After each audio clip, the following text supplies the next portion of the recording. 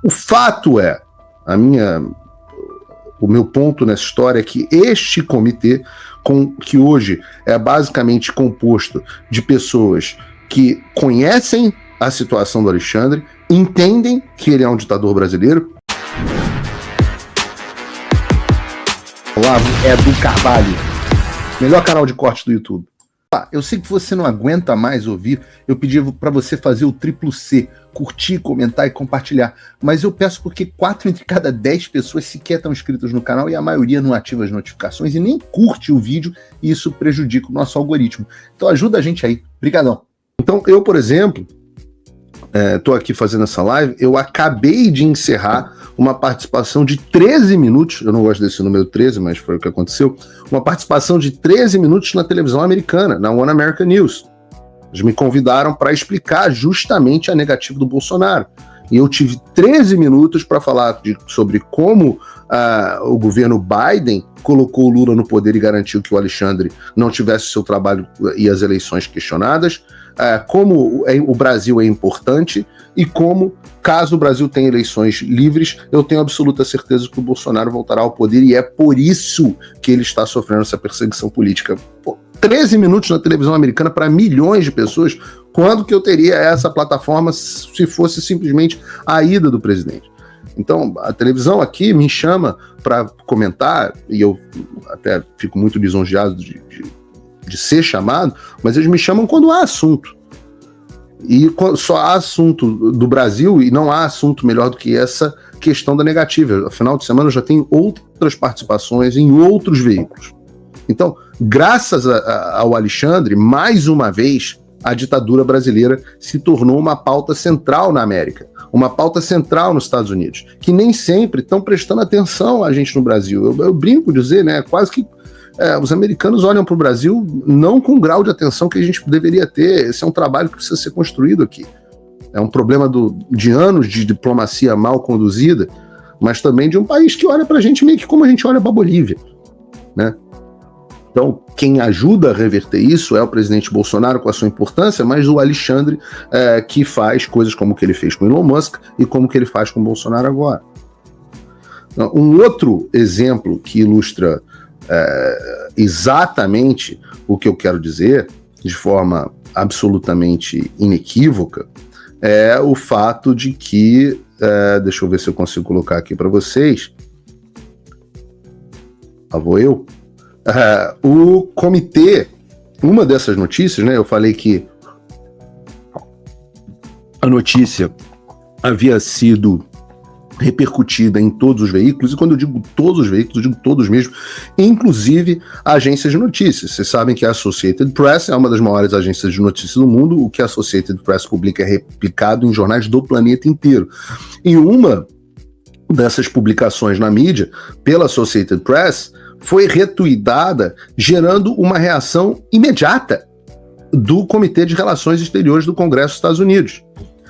Lembra, Comitê de Relações Exteriores é o mesmo comitê onde eu depus no ano passado justamente sobre a ditadura brasileira. E o que diz o tweet do Comitê de Relações Exteriores, do poderoso Comitê de Relações Exteriores? Diz o seguinte: Jair Bolsonaro é um amigo da América e um patriota. Ele deveria poder participar da posse de Trump. Vejam, não é só o Congresso dos Estados Unidos, mas é o comitê mais importante para o Brasil. E eu digo o seguinte: depois que o Congresso acabou de sofrer essa renovação nas últimas eleições, agora todos os maiores opositores do Alexandre estão em posições chaves. Posições absolutamente chaves. Eu não sei se eu tenho aqui, de repente eu coloco aqui para vocês. Que esse é um assunto interessante. Deixa eu ver se eu tenho aqui fácil. Por acaso tem. Então vou botar aqui fácil para vocês. Todo o Comitê de Relações Exteriores acabou tendo uma composição absolutamente fantástica para todo mundo, menos para o Alexandre, né? Primeiro, mudou o presidente do comitê, que é um homem...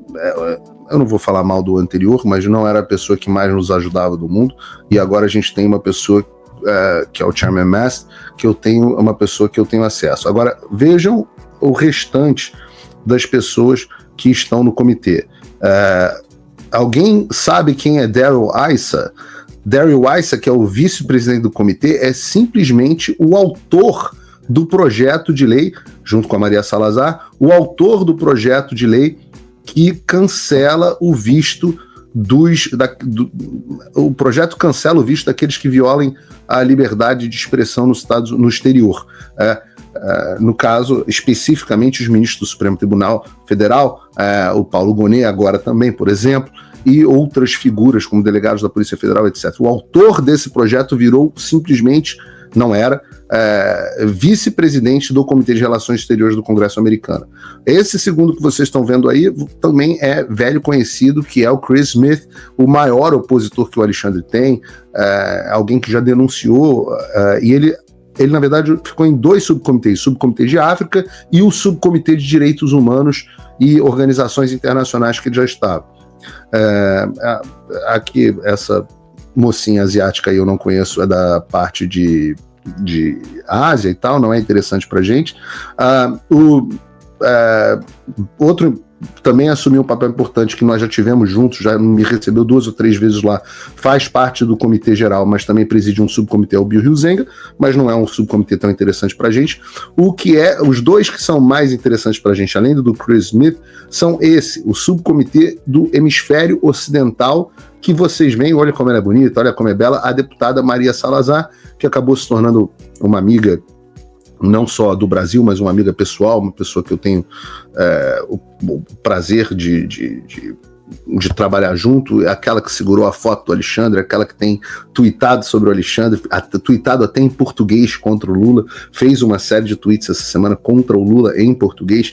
Então ela é a presidente do subcomitê de Hemisfério Ocidental, que é no qual o assunto Brasil está inserido.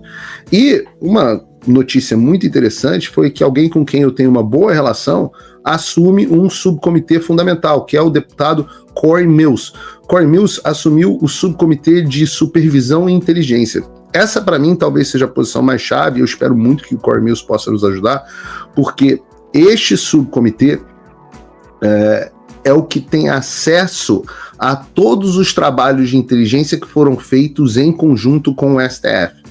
Então nós talvez tenhamos documentos do governo americano em breve sendo divulgados, e a gente realmente pretende trabalhar muito nesse sentido, que exponham como a CIA, como as ações de inteligência, o National Endowment for Democracy, o CEPS, o Centro de Proteção Eleitoral americano, o USAID, como que eles ajudaram para garantir o Alexandre, né? Todo mundo perguntava, o Alexandre deve ter o respaldo de alguém muito mais forte. Nós descobrimos que os respaldos são dessas pessoas e a gente espera que ao longo dos próximos meses, no Congresso dos Estados Unidos, a gente tenha acesso a documentos que consubstanciem isso e sejam enviados ao Senado no Brasil para que as instituições brasileiras tomem providência. Ou não, mas ao menos será exposto o conluio do Alexandre com essas organizações internacionais de forma absolutamente categórica, né? O fato é, o meu ponto nessa história é que este comitê, que hoje é basicamente composto de pessoas que conhecem a situação do Alexandre, entendem que ele é um ditador brasileiro, de novo, fruto de um trabalho longo nos últimos anos, e se manifestam publicamente expondo a situação da ditadura brasileira. Isso não aconteceria se não houvesse uma vontade de agir contra os desmandos do Brasil com os instrumentos diplomáticos que os Estados Unidos têm. De qualquer forma, mesmo que tenha havido essa negativa, outro lado positivo. Eduardo Bolsonaro e Michele Bolsonaro vão os dois representar o Brasil e, de qualquer forma, vão representar o Brasil. E é muito possível, é muito provável que eles tenham o momento que muitos políticos sonham. O Eduardo já fez isso com alguma frequência, Dona Michele também, mas encontrar o Donald Trump. E quando encontrarem o Donald Trump, quando isso acontecer, quando esses cumprimentos acontecerem, em vez de apenas um cumprimento rápido, falar, poxa, obrigado por ter vindo na minha posse, caramba, blá, blá, blá, que é o que provavelmente aconteceria com o Bolsonaro, eu sei que Donald Trump vai reagir da seguinte forma: meu Deus, que tristeza, que horror isso que está acontecendo com o presidente Bolsonaro. Eu vou ajudar vocês. Eu sei porque eu já testemunhei coisa parecida. Só que ele era ex-presidente e tentando virar presidente. Agora ele é presidente. A partir do dia 20 de janeiro ele é o presidente. E é uma oportunidade para que, principalmente o Eduardo, acho que a dona Michelle não fala inglês, mas o Eduardo está cada vez mais articulado em inglês, uma oportunidade para o deputado Bolsonaro expor ao Donald Trump a real situação do Brasil. Ele está preparado para fazer isso. E eu pergunto a vocês, o que poderia ser melhor do que a ausência do Bolsonaro para isso? O que poderia ser melhor? Quão mais enfraquecido seria a tese caso o presidente... Você pode discordar em mim, você deixem as suas opiniões aqui no chat, eu respeito. Mas vocês não acham que seria mais fraca a nossa tese de que o Brasil vive uma ditadura caso o presidente Bolsonaro estivesse lá? Eu acho.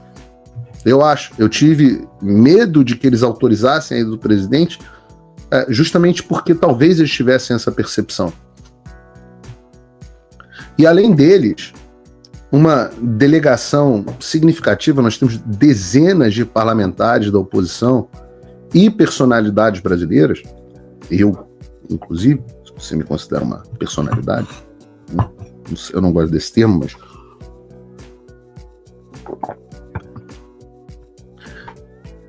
presente, não só na posse propriamente dita, e eu já explico um pouco sobre como funciona a posse, quais são as cerimônias, mas desde a cerimônia de swearing oficial, que é quando o presidente faz o juramento, que é a cerimônia de posse propriamente dita, até os encontros que acontecem em bares, recepções, há uma recepção especificamente para os brasileiros feitas pela assessoria do Trump no domingo, é verdade, a notícia que foi publicada pela Malu Gaspar. Veja, o Globo publicando notícias verdadeiras. Onde é que nós vamos parar, né? Os grandes nomes. Mas se você quiser assistir ao vivo o meu programa na íntegra, basta você acessar o meu canal e o site do Paulo Figueiredo Show. A gente está ao vivo todas as terças e quintas, às 15h. No meu site você também pode apoiar o meu trabalho. Todo o meu programa é financiado pelos assinantes e cada contribuição faz uma enorme diferença. Assinar é fácil e acessível. E eu ainda criei um cupom exclusivo de desconto para o Olavo do Carvalho, que oferece 20%. Com isso, você pode me apoiar com apenas um pouco mais de $5 por mês, que é menos do que uma promoção do Big Mac. Além disso, você ganha acesso a conteúdos e análises exclusivas, além de desconto dos meus cursos. O link e o cupom estão na descrição. Agora, se você está numa condição de vida abençoada, talvez você possa dar uma contribuição mais significativa, tanto financeira quanto intelectual, se tornando meu patrono Gold. Com um compromisso de $50 por mês, você faz parte do nosso grupo de WhatsApp, participa das nossas reuniões mensais de Zoom, dos encontros presenciais e também tem acesso a mim direto por e-mail, que você pode utilizar para contribuir com as suas ideias. E você vai se juntar a um grupo de pessoas de elite preocupadas com o Brasil. Você imagina o impacto que você vai poder causar. Desde dezembro de 2022, eu continuo com todas as minhas redes sociais bloqueadas no Brasil, as minhas contas e meus ativos congelados, meu passaporte cancelado, tudo a mando do Alexandre sem justificativa. Então, se você tem condições e quer ajudar mais o seu país, mas não sabia como, essa é a oportunidade que você estava esperando. Junte-se a nós, faça a diferença e não me deixe sozinho. Faça o tal do triplo C. Curta, comenta, porque a integração do chat ajuda muito, e compartilhe. Você pode fazer essas 3 coisas que ajudam o algoritmo a aparecer. Mas eu não estou brincando não, pessoal. Dá uma paradinha agora de 1 segundo e clica no joinha, que às vezes sabe, a pessoa já está acostumada a ouvir isso. Não, é importante que você faça isso, porque se você não fizer, inclusive atrapalha o vídeo. Parece que o vídeo é menos relevante.